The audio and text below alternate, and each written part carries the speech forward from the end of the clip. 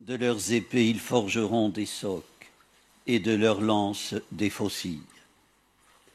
Frères et sœurs, ce verset du prophète Isaïe, que rapporte la première lecture de ce dimanche, est gravé en notre lieu symbolique à l'entrée du Palais des Nations Unies à New York.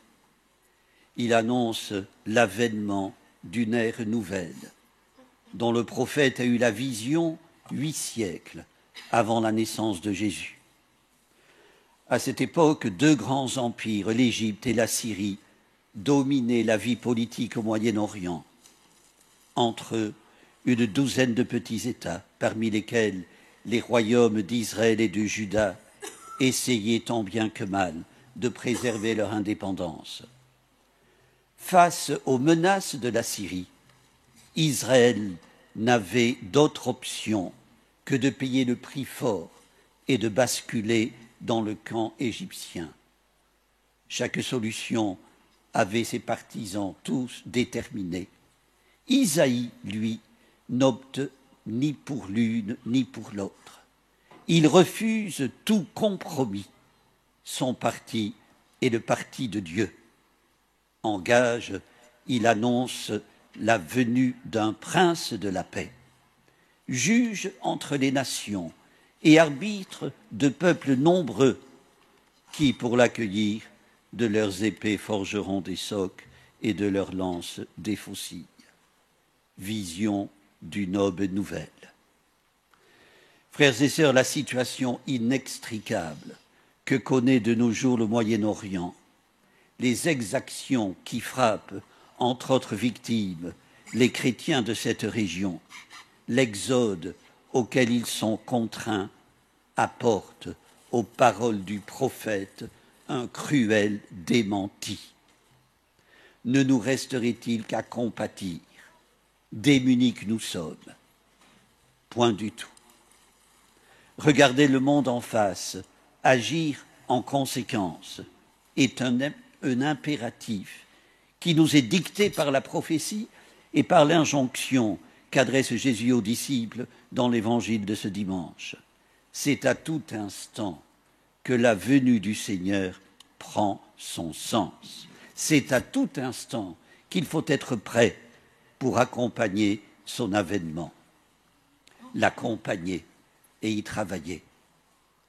Frères et sœurs, la foi dans le retour du Fils de l'homme fonde notre engagement à construire la paix, fidèle à nos postes de prière, d'action et de témoignage.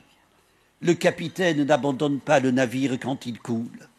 Quand la crise est là, quand s'amoncellent les nuages, quand tremblent les fondations du monde, que tout craquelle sous nos pieds, tenons-nous prêts, nous dit Jésus. Le retour du Fils de l'homme n'est que l'horizon. Nous ne savons ni le jour ni l'heure. Au jour de Noé, on mangeait, on buvait, on se mariait. Chacun menait sa petite vie à son rythme, sans se soucier de sa relation avec l'Éternel. Ainsi en adviendra-t-il à la parousie. Pas de crise apocalyptique, mais des scènes ordinaires de travail, rien qui annonce un grand événement. Frères et sœurs, l'évocation des jours de Noé faite par Jésus ne tend pas à nous plonger dans la peur, mais à nous en préserver. Car le Dieu de Noé n'est plus le Dieu vengeur et guerrier de ses pères, un Dieu qui pourfend les méchants. Il est le Dieu de l'alliance qui tend son arc dans le ciel en signe de sa promesse. Promesse que les contemporains de Noé avaient oubliée. Tous se moquèrent quand ils le virent construire un grand bateau si loin de la mer. Ils le prirent pour un fou. Frères et sœurs, les railleries contre Noé renvoient à notre propre insouciance, oublieuse du rendez-vous qui l'attend avec Dieu tôt ou tard. Elle renvoie à ce que le pape François appelle l'idolâtrie des habitudes, qui installe dans la répétition et occulte qu'un jour elle prendra fin. Frères et sœurs, en ce premier dimanche de l'Avent, examinons la place que Dieu occupe dans notre vie. l'attention que nous prêtons aux questions essentielles, alors que le quotidien nous absorbe, nous enivre ou nous accable. Un drame endeuille les familles de 13 soldats morts au Mali. Demandons-nous ce qu'il en est de notre engagement en faveur de la paix que ces soldats servaient. Gagner la paix demande autant d'héroïsme, d'effort, de sacrifice que gagner la guerre. Beaucoup de clairvoyance aussi, de discernement au moment de décider. Quant aux méthodes qui doivent y conduire, émettons le vœu, que pouvons-nous faire d'autre?